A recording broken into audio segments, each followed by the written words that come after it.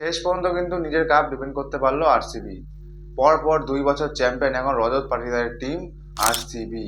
এর আগে চেন্নাইয়ের ধোনি, মুম্বাইয়ের রোহিত শর্মা এরকম কাণ্ড করে দেখিয়েছিল, পরপর 2বার কাপ জিতেছিল। এখন রজত পাটিদারও এই কাণ্ড করে দেখালো।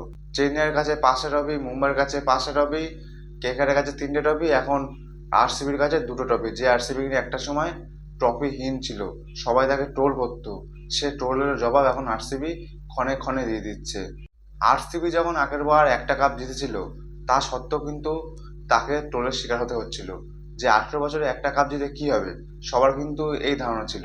কিন্তু সে আরসিবি তার জবাব এই বছর দিয়ে দিল, পরপর 2টো কাপ নিয়ে নিল আরসিবি। আমি পুরো গ্যারান্টি সহকারে বলতে পারি আরসিবির টিমে কোনো পরিবর্তন করবে না। আগের বারই দেখুন, আগের বার যা টিম ছিল এইবারও কিন্তু বেশিরভাগ তারাই আছে, খালি সাবস্টিটিউট গুলো বদলে গেছে।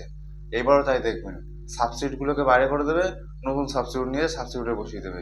আগের বড় সাবস্টিটিউট আলাদা আলাদা ছিল, তাদেরকে তাড়িয়ে দিয়েছে, অন্য অন্য লোক নিয়ে এসছে। এবারও ঠিক তাই, এবারও তাড়িয়ে দেবে, অন্য নতুন লোক নিয়ে আসবে, কিন্তু প্লেইং ইলেভেনতে কোনো পরিবর্তন করবে না আরসিবি। যদি কেকেআর 2024-এরও ঠিক এমনটা করতো, তাহলে হয়তো কেকেআর আজকে দাঁড়িয়ে এরকম অবস্থা হতো না। কেকেআর এই করেনি, কেকেআর সব বদলে দিয়েছিল, সেই জন্য কেকেআরের অবস্থা পুরো কেলো হয়ে গেছে। কিন্তু আরসিবি এরকমটা করছে না। আগের দিন যদি আমরা খেলার কথা বলি, সেখানে কিন্তু গুজরাট টসে হেরে গেছিল, আরসিবি টসে জিতে যায়, আরসিবি টসে বল নিয়ে নেয়। তারপরে যখন খেলা শুরু হয়, সেখানে গুজরাট 8টা বাজতে না বাজতেই শুভমান গিল আর সাইয়ের উইকেট পড়ে যায়। তাহলে আর গুজরাট জিততে পায়? যে সাই সুদর্শন আর শুভমান গিলের হাত ধরে গুজরাট এত দূর এসছে, এই দুজনের হাত ধরে কিন্তু সর্বাধিক রান হয়েছে গুজরাটের।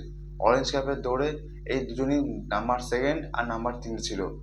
সবার ধারণা ছিল যে হয়তো ভাইবা সূর্যবংশী রেকর্ডটা ভেঙে শুভমান গিল হয়তো টপকে যাবে, কিন্তু না, এবার অরেঞ্জ ক্যাপ সূর্যবংশী হয়েছে। আবার একটা বছর, আবার একটা বছর অপেক্ষা। দেখতে দেখতে আইপিএল শেষ হয়ে গেল। 2027 সালে অনেক নাম আছে যারা যারা এই টিম থেকে ওই টিমে যাবে, তেমন পারফরমেন্স দেয়নি। অনেক পরিবর্তন হবে 2027-এ, একটা বছর অপেক্ষা করতে হবে। সেই পরিবর্তনটা আমরা জানতে পারবো ডিসেম্বরে, অক্টোবর যখন অকশন হয়, তখন আমরা সবাই জানতে পেরে যাবো। ততদিনে অপেক্ষা করা ছাড়া আর কোনো উপায় নেই। এবার দেখা যাক 2027-এর কাপটা আবার কে নেয়। অনেক দিন সময় এখনো, একটা বছর পর আবার জানা হবে। আরসিবি কে আবার কাপ ডিফেন্ড করে নেবে, পরপর 3টে কাপ জিতবে, তাহলে কেকেআরের বরাবরই চলে আসবে আরসিবি। দেখা যাক কি হয় আবার।